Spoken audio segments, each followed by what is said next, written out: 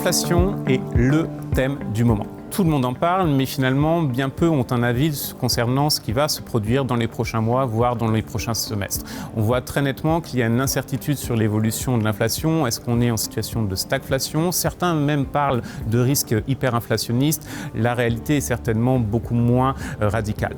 On constate indéniablement qu'on est entré dans une période où on aura des tensions inflationnistes beaucoup plus importantes notamment que ne l'avaient anticipé les banques centrales. On a plusieurs facteurs qui sont à la fois structurels, mais qui sont également conjoncturels, qui expliquent qu'on ait une inflation beaucoup plus haute sur la durée.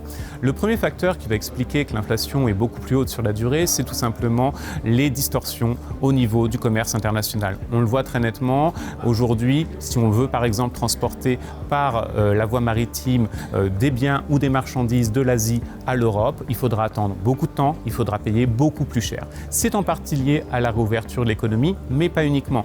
Tant qu'en Chine, on aura une politique de zéro Covid qui sera mise en application, et vraisemblablement au moins jusqu'en 2022, ça veut dire que les disruptions au niveau du commerce international vont perdurer. On va avoir des difficultés au niveau de la chaîne d'approvisionnement, ce qui va bien évidemment renchérir les coûts. C'est conjoncturel, mais ça va rester pendant très longtemps.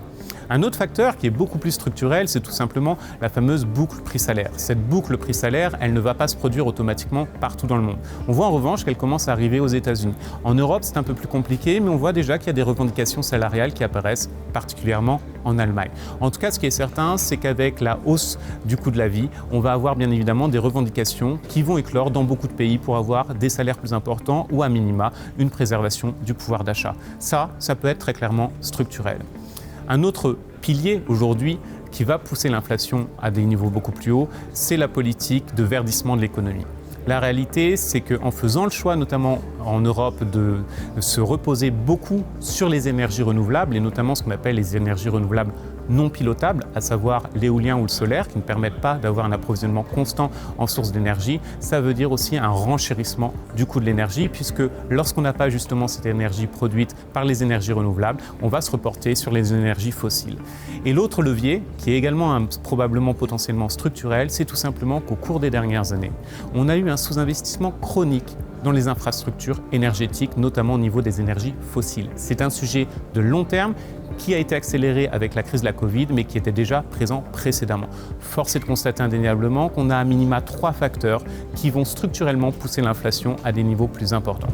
Il faut être indéniablement prévoyant et s'attendre à ce que ces tensions inflationnistes soient une thématique extrêmement durable et bien sûr un impact sur les investissements, sur la politique des banques centrales et potentiellement puissent créer des tensions sociales.